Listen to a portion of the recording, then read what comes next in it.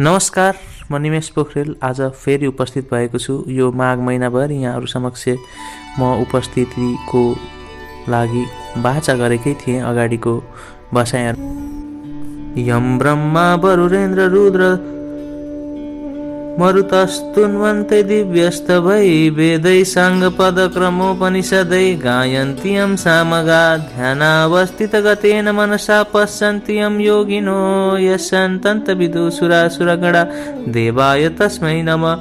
श्रीमद्चन्दन चर्चितो जलपु शुक्लाम्बरा मल्लिका मालालङ्कित कुण्डला प्रविधिभिः सुक्ता बलि शोभिता सर्वज्ञान निदान पुस्तकधरा रुद्राक्ष मालाकरा वाग्देवी वदनं भुजै वसतु मे त्रैलोक्य माता चिरम्।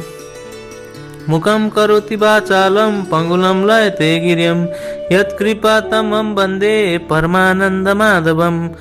नमो भगवते तस्मै व्यासाय मृततेजसे यक्षप्रसादाक्ष्यामि नारायण कथामिमाम्।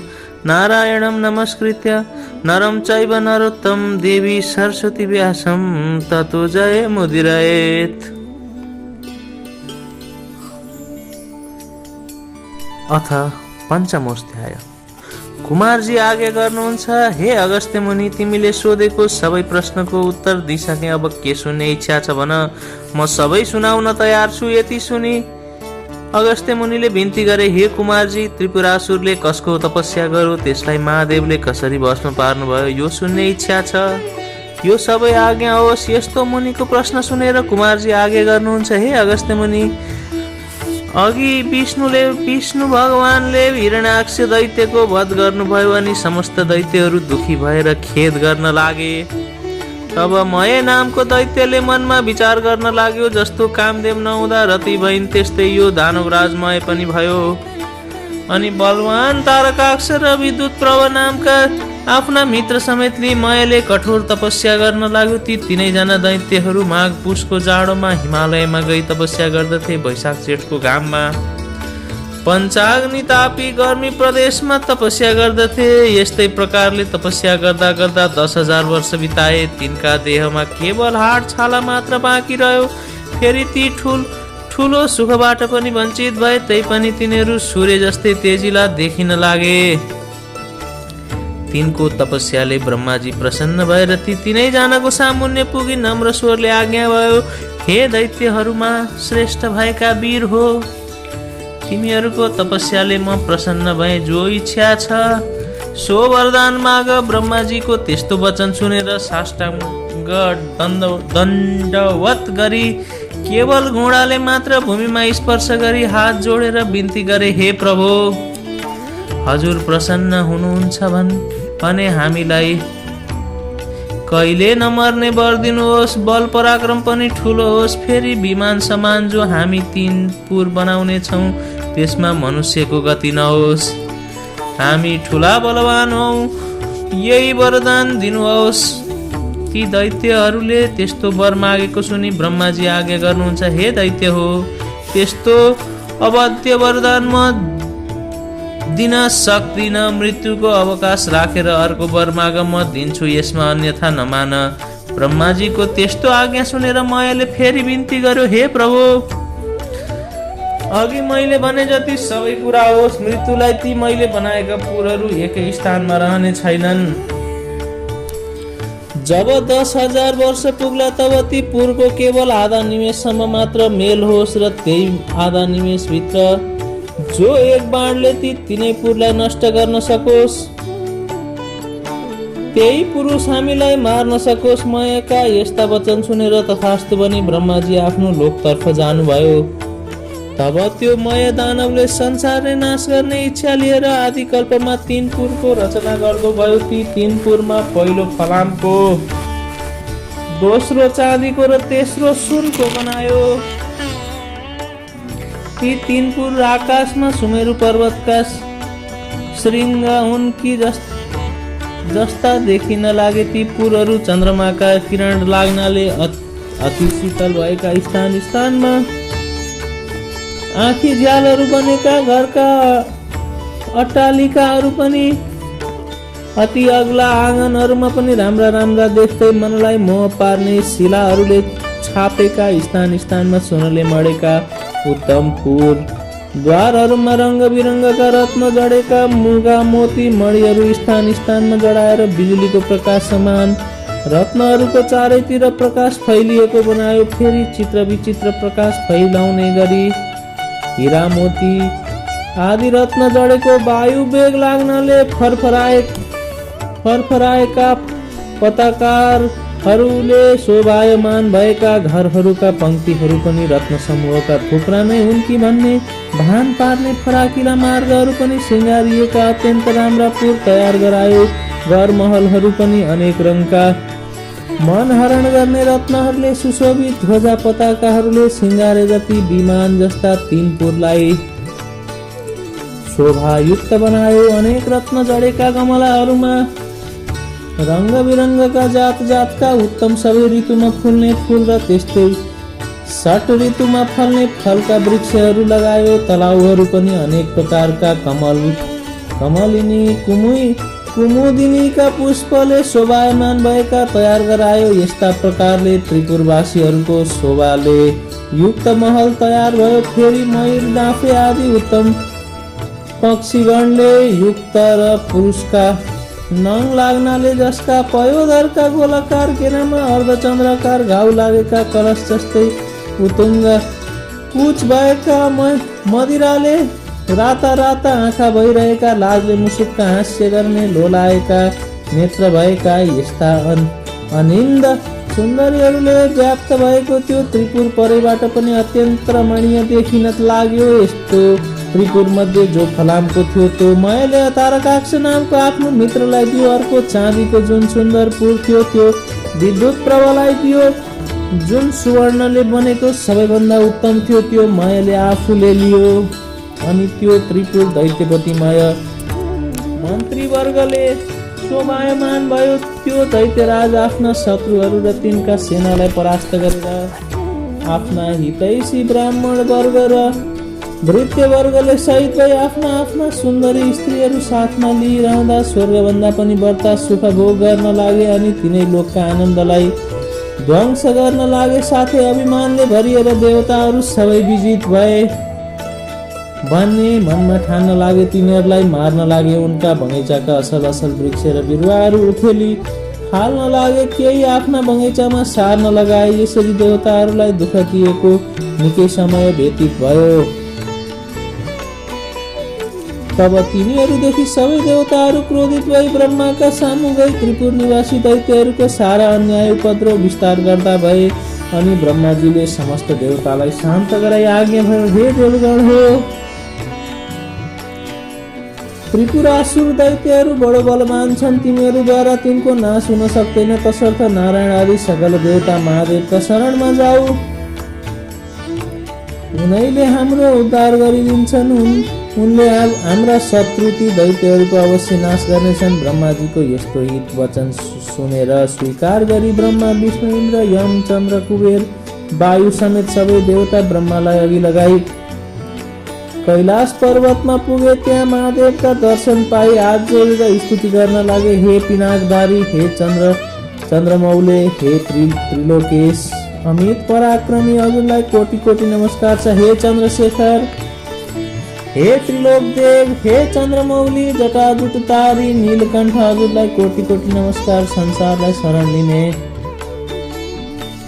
नन्दीलाई वर दिने देवताका पनि देवता यस्ता, हजुरलाई कोटि कोटि नमस्कार। थोरै सेवाले पनि प्रसन्न भएर वर दिने यज्ञका मालिक, हिमालयमा निवास गर्ने यस्ता, हजुरलाई कोटि कोटि नमस्कार। योगीहरूले सदैव ध्यान गरिने, जगतको वैभवलाई तुच्छ ठान्ने, धर्ममा दृढ रहने, दिशारूपी वस्त्र धारण गर्ने, भक्तलाई वर दिने, ब्रह्माण्डका दाता विदाता यस्ता, हजुरलाई कोटि कोटि नमस्कार। सूर्य चन्द्र इन्द्र वायु आदि देवताको सृष्टि र पालन गर्ने यस्ता, हजुरलाई कोटि कोटि नमस्कार। सूक्ष्म भन्दा पनि अति सूक्ष्म काल स्वरूप नित्य स्वरूप धारण गर्ने यस्ता, हजुरलाई कोटि कोटि नमस्कार। पर भन्दा पनि परम ब्रह्मा स्वरूप शङ्करलाई कोटि कोटि नमस्कार। सारा ब्रह्माण्ड धारण गर्ने सूर्य चन्द्र वायु अग्नि र जल एवं आकाशको रचना गर्ने यस्ता, हजुरलाई कोटि कोटि नमस्कार। हे सौम्य, हे पुरुषोत्तम, हे बपुष्मान त्रैलोक्यको सृष्टि स्थिति संहार गर्ने यस्ता हजुरलाई कोटि कोटि नमस्कार।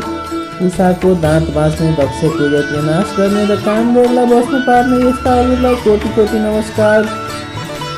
सुरासुरका उत्पन्नकर्ता यज्ञका हर्ता धर्ता हे शिखण्डी हे नीलकण्ठ हजुरलाई कोटि कोटि नमस्कार। निरन्तर सुधा स्वरूप पार्वतीका भर्ता गणेश कुमारका पिता यस्ता हजुरलाई कोटि कोटि नमस्कार। सदा मोक्षहरू वरदान दिन हे विश्वेश्वर हे ब्रह्मात्मन हे वरदाता हजुरलाई कोटि कोटि नमस्कार। हे योगेश्वर हे चण्डीश्वर हे रुद्र हे सर्व हे शम्भ हे भीम हे ईश्वर हजुरलाई कोटि कोटि नमस्कार छ। हामीदेखि प्रसन्न हुनुहोस्। यस्तो देवताहरूले कातर भएर स्तुति गरेको सुनि तिनका मनको भाव जानी आज्ञा गर्नुभयो। हे देवता हो जे इच्छा छ सो वर माग, मैले नदिने संसारमा केही वस्तु छैन, म इच्छा पूर्ण गर्न तयार छु। जे इच्छा छ निशङ्क भएर माग। यस्तो महादेवको आज्ञा सुनि प्रसन्न भएका देवताले विनम्र स्वरमा बिन्ती गरे, हे प्रभु ब्रह्माको वरले उन्मक्त भएका मय आदि दानवहरूले हाम्रो उर्वशी मेनका आदि अप्सराहरू बल जफत लुटेर लगे। नन्दन वनका असल असल बोट बिरुवा पनि कति उखेलेर नासे। कति आफ्नो घर ओसारे देवताको नाश गरे भन्दै हामीलाई अनेक तरहको कष्ट दिइरहेछन्। अमरावतीबाट पनि निकालियौं भगवान।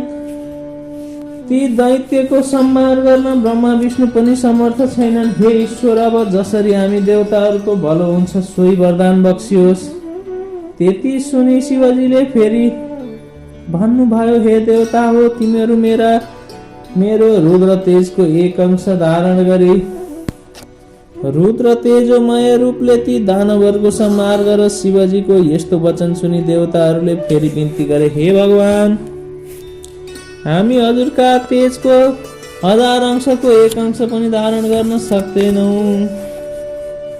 रुद्र तेज धारण गर्ने कुरा त परै रहोस्, हेर्ने शक्तिसम्म पनि हामीमा छैन। हे प्रभु हामी उप प्रसन्न भएर त्यो अजय त्रिपुरासुरलाई स्वयं संहार गरी बक्सनुहोस्। ब्रह्माजीको वरदान अनुसार दिव्य 10,000 वर्ष बितेपछि आधा निमेष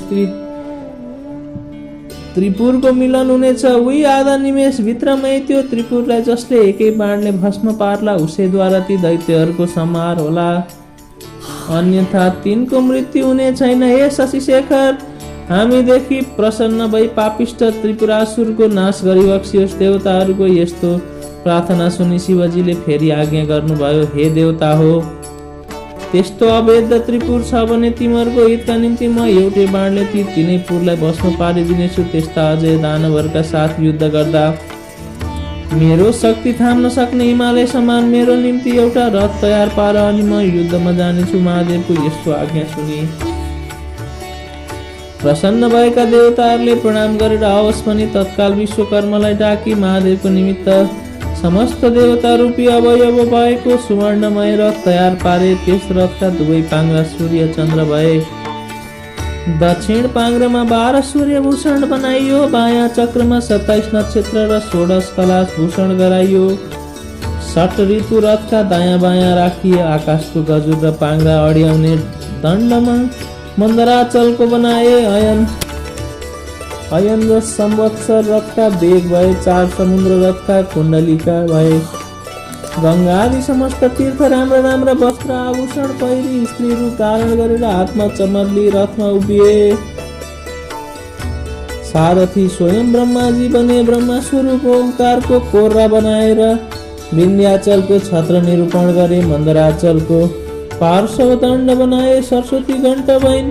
श्री नारायण अग्नि बाणको टुप्पो भए। 4 वेद 4 घोडा भए। ताराहरू घोडाका गहना भए। हे अगस्त्य मुनि यसरी समस्त वस्तु त्यस रथका अवयव भए। यसरी जब धनुबाण सहित रथ तयार भयो तब पृथ्वी र आकाश कम्पित पार्दै भगवान शिव त्यस रथमा आरूढ हुनुभयो।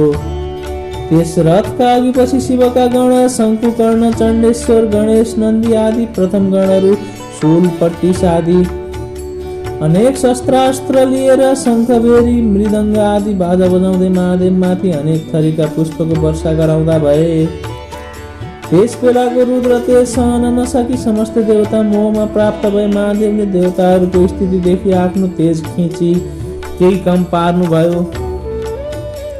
अनि देवताहरू रुद्र तेज सहन गर्नमा किंचित समर्थ भए। त्यसपछि नारद मुनि ती दैत्यहरू कहाँ गएर भन्न लाग्नुभयो, हे दैत्यराज, देवताहरूको स्तुतिले प्रसन्न भएका महादेव स्वयं तिमीहरूको संहार गर्न भनी आइरहनु भएको छ। अब तिमीहरूको जो इच्छा छ सो गर, नभए तिमीहरूको अविलम्ब नाश हुनेछ। नारदजीका यस्ता वचन सुनि दैत्यराज मयले आफ्ना मित्र तारकाख्य, विद्युत माली र अन्य योद्धाहरूलाई डाकी नारद मुनिले आज्ञा भएको सबै कुरा विस्तारले सुनायो। अनि दानवमा उत्तम बलवान भएको तारकाख्यले भन्यो, हे राजन, किन चिन्ता गर्नुहुन्छ? देवताहरू यथार्थ रूपमा बाध्य छन्।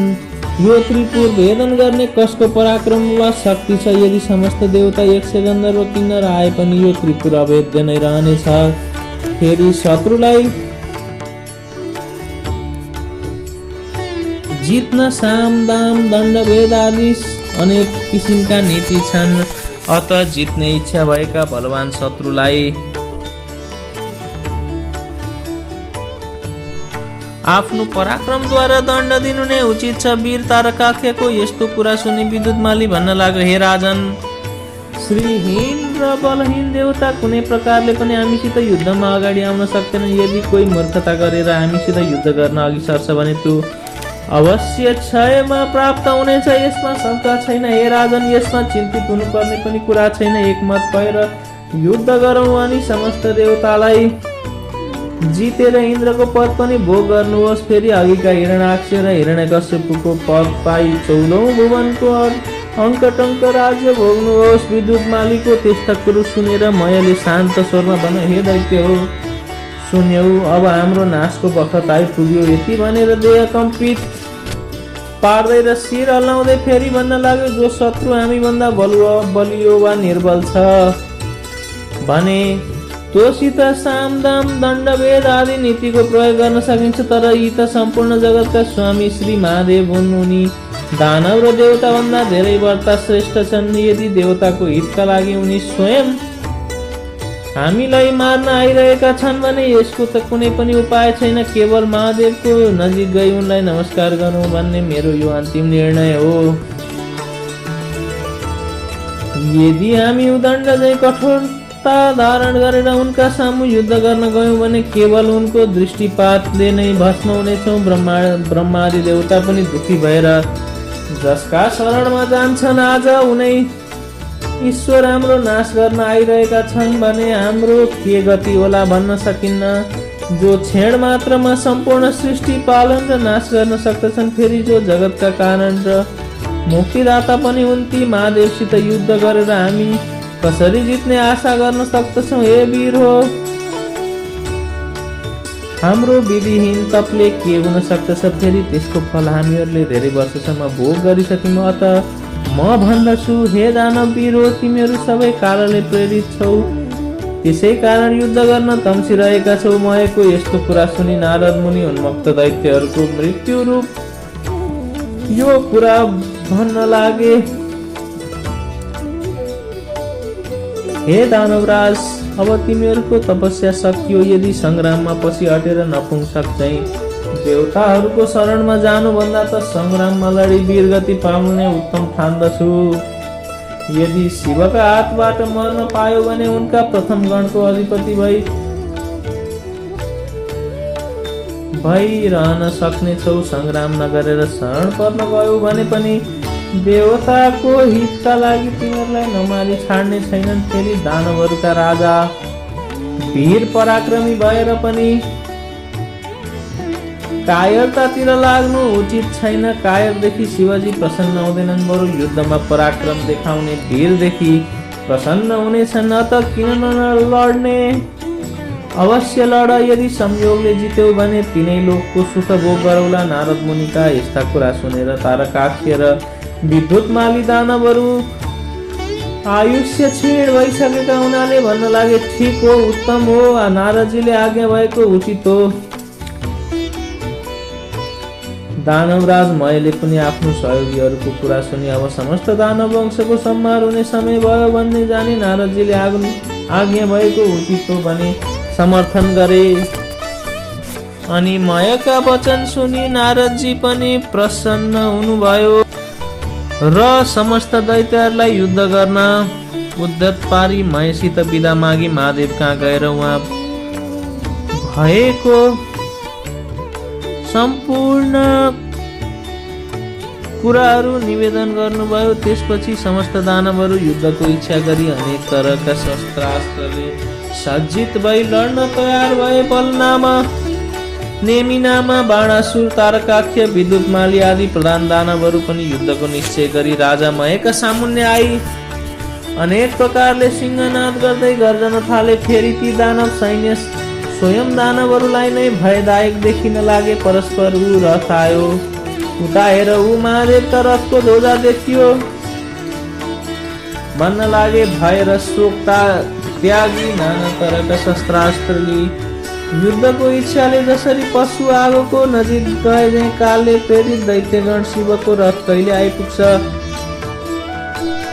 युद्ध गर्न पाइन्छ भने हेरिरहे। त्यसै बखत पश्चिम सागरको शिरोभागमा रहेको अनेक सौन्दर्यले शोभा बढाइरहेका ध्वजा पताका आदिले सज्जित एवं सुशोभित सुमेरु पर्वत समान त्रिपुर देखियो। नन्दीश्वर आदि महादेवका प्रथम गणहरू उच्च स्वरले सिंहनाद गर्न लागे। तिनको सिंहनाद सुनेर दानवगणहरू पनि नगर छाडी बाहिर निस्के। यता चण्डेश्वर पनि उज्जवल कुठार हातमा लिएर डरलाग्दो मुख पारी शिवगणका सामुन्ने आए। फेरि देवदित्य नाम त्रिशूल हातमा लिई शिवकै समान पराक्रम गर्ने इच्छा भएका गणका अधिपति पार्श्वभागमा आए। अर्को गणका स्वामी शङ्कुकर्ण मुसल हातमा लिएर अर्को पार्श्वमा डटे। नन्दी, भृंगी, रीति, कुण्डी र वीरभद्र आदि प्रधान वीरहरू पनि वज्र, त्रिशूल, गदा, परिघ आदि लिएर युद्धमा अग्रसर भए। यता दानवगण पनि शिवजीको रथ आएको देखेर युद्धका निमित्त अनेक शस्त्रास्त्र लिएर शिवगणमाथि जाइ लागे अनि दुवै तर्फबाट युद्ध सुरु भयो। शिवजी पनि त्रिपुरलाई भस्म हुन लागे झैं देखेर प्रसन्न मुद्राले संग्राममा तत्पर हुनुभयो। नन्दी महाबली दानवसित जुझे। भृंगीले 10 बाणद्वारा विद्युत प्रभालाई भेदन गरे, तर राता नेत्र पारेर अनेक शिलाले ठोक्दा पनि उसलाई केही हानि गर्न सकेनन्। तब श्रृंगी र रीटिले त्यस दैत्यका श्रेष्ठ देशमा प्रहार गरे अनि उसले पनि सर्प झैं निश्वास फेर्दै ठुलो शूलले भृंगी र रीटिलाई मर्ममा प्रहार गर्यो। त्यसको पीडा खप्न नसकी भृंगी र रीटी संग्रामबाट भागे। त्यस दानवराजले अब तिनीहरूलाई त्यसरी भगाए थियो। तब गणनायक गणेशलाई पनि 1000 सरको प्रहारले घायल तुल्यायो। फेरि 63 र 10 बाण थपेर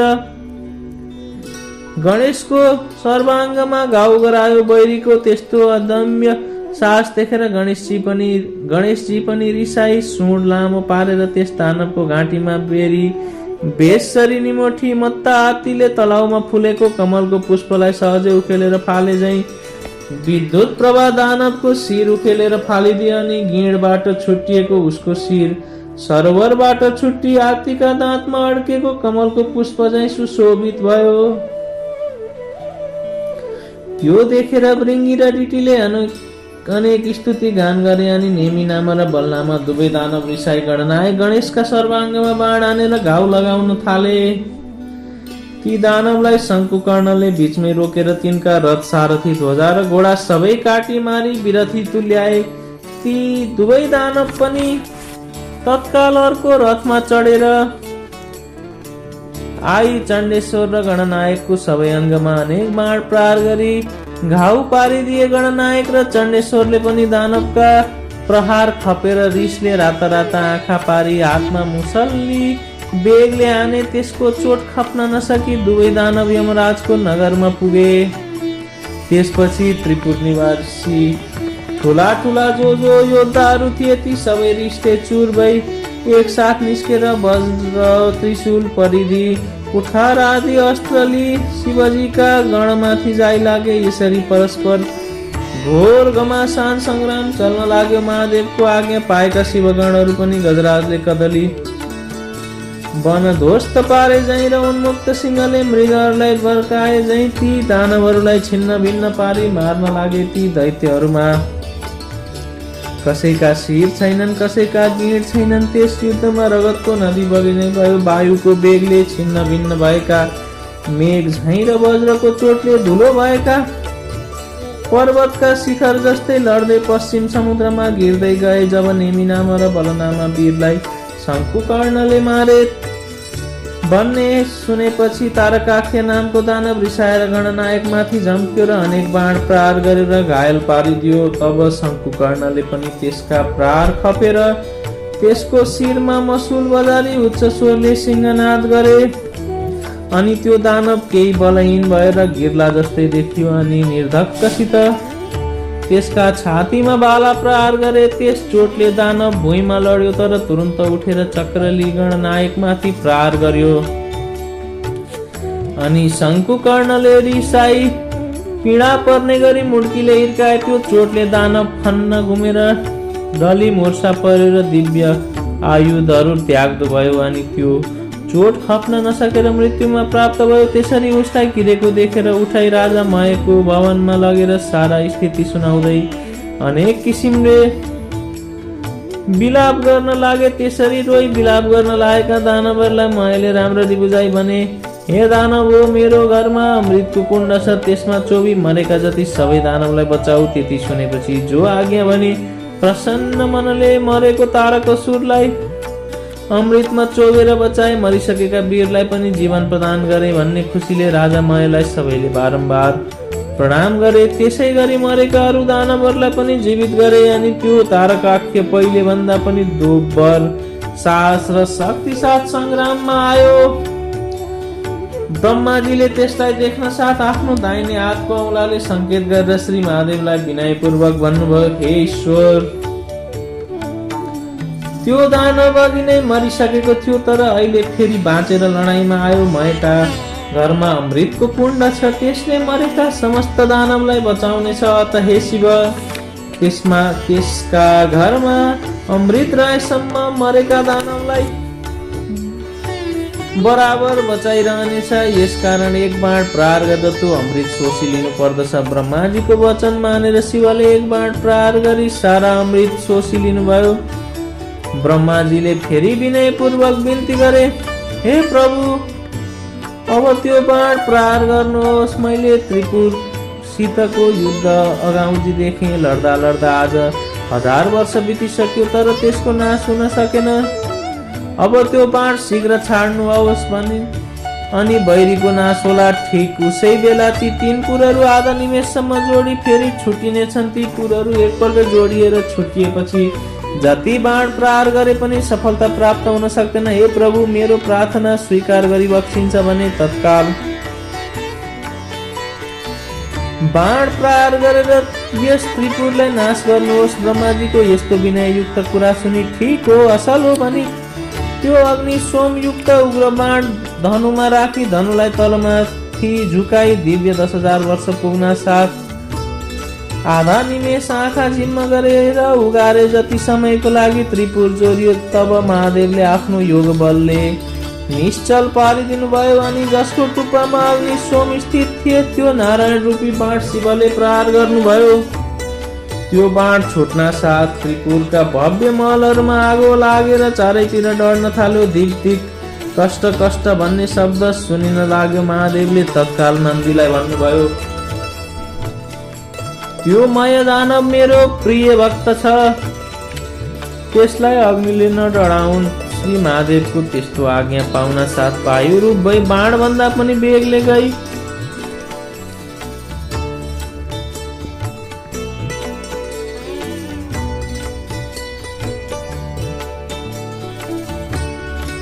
मयको घरमा नन्दीले देखे राजा मय शिवलिङ्ग सामुन्य राखी जुनकै ध्यान गरिरहेको छ। तब नन्दीले मयलाई भने, अग्निले तिमीलाई जलाउने छैनन्। मयले तुरन्त नन्दीलाई प्रणाम गरे। त्यसै बेला अग्नि पनि आइपुगेर नन्दीले शिवको आज्ञा अग्निलाई सुनाइदिए। तब अग्निले मय दानवतिर फर्केर भन्यो, हे शिव भक्त, अब तिमी यो नगर छाडेर तुरन्त जाऊ, मैले जो आज्ञा भनेर सुवर्णको शिवलिङ्ग बोकी तत्काल पाताल गए। यता नन्दीले फर्केर गई सम्पूर्ण कुरो शिवजीलाई बिन्ती चढाए। तब त्रिपुर भस्म हुन लाग्यो। त्यसका वेदी महल उद्यानहरू धमाधम भत्किएर नासिन थाले। अनेक दानव र तिनका परिवारहरू कराएको मात्र सुनिन लाग्यो। वस्त्र खुस्केका अनेक सुन्दरी स्त्रीहरू घरबाट बाहिर निस्कि रोए कराएको चर्को स्वर सुनिन लाग्यो। अग्ला अग्ला महल र विमानहरूमा रहेका कठोर र उच्च स्तन भएका मदले विवल नेत्र भएका आफ्ना पतिका अत्यन्त प्रिय नारीहरू अग्निबाणले डराई घरमै यताउता दगुर्न र कराउन थाले। जस्तै पर्वतमा भूमिकम्प हुँदा त्यहाँका किन्नरहरू भयले व्याकुल हुन्छन्, त्यस्तै आफ्ना पतिलाई भयले आकुल भई अङ्कमाल गर्न थाले। कोही डराई भाग्न लागे। कतिपय दानवगण आफ्ना आफ्ना स्त्रीहरूलाई बोकेर नगर छाडी बेगले भाग्न लागे। शिवको भक्तिले हीन र वस्त्रभूषणले पनि हीन पर्वताकार देख्दैमा डर लाग्दा काला दानवहरू डढेर सागरमा खस्न लागे। जति दानवहरू समुद्रमा खसेथे ती सबैलाई जलका अनेक जन्तुले खान थाले। केही दानवहरू त आफ्ना पति वा पत्नीको अवस्था देखेर खप्न नसकी आगोमा डढेर मरे। रतिका अन्त्यमा खेदित भएका तर तुरन्त कामले पीडित भई प्रियाका साथ जाउँ भन्ने इच्छा भएका ती दैत्यहरू भार्या सहित अग्निमा डढेर मरे। कोही समुद्रमा आम फाली जल जन्तुको भोजन भए। कोही ढाँदा डढेर, कोही भाग्दा लडेर स्वाहा भए। यस प्रकार त्यो अमोघ अग्नि सोमयुक्त बाणले त्रिपुर भस्म पारी शेष नगर समुद्रमा डुबाई फेरि भगवान शिवको हातमा आइपुग्यो। त्यस्ता प्रकारले अभेद्य त्रिपुर भस्म भएपछि देवताहरू आफ्ना आफ्ना अधिकार पाई शिवजीलाई प्रणाम गरेर स्तुति गर्न लागे। हे रुद्र, आज हजुरद्वारा जुन रौद्र कर्म हुन गयो त्यो अन्य कसैबाट पनि न कहिले भएको थियो, न फेरि हुनेछ। हे शङ्कर, यो कामले हामी समस्त देवताहरूको कष्ट निवारण गरिदिनु भयो। अत हजुरलाई कोटि कोटि नमस्कार छ। यस्तो देवगणले स्तुति गरेको सुनि महादेव प्रसन्न भएर आज्ञा भयो, हे देवता हो, आफ्ना प्रिय भक्तजनलाई सदैव पुत्र जस्तै स्नेहपूर्वक पालन गर्नु पर्दछ। आज त्रिपुरवासी दानवहरूको संहार हुन गएकोले तिमीहरूको इच्छा पूर्ण भयो। अब तिमीहरू खुसी साथ आफ्ना आफ्ना आश्रममा जाओ। श्री महादेवले यस्तो आज्ञा भएको सुनि महादेवलाई दण्डवत प्रणाम गरी आफ्ना आफ्ना लोकमा जाँदा भए। देवताहरू गएपछि नन्दी भृङ्गी भूत प्रेत पिशाच डङ्किनी शाकिनी सहित भएर शिवजी कैलाशपुरी पाल्नुभयो। हे अगस्त्य मुनि, यो सहसा कसैले वर्णन गर्न नसक्ने त्रिपुरदा मैले सुनाए। जो शिव भक्त खुसी साथ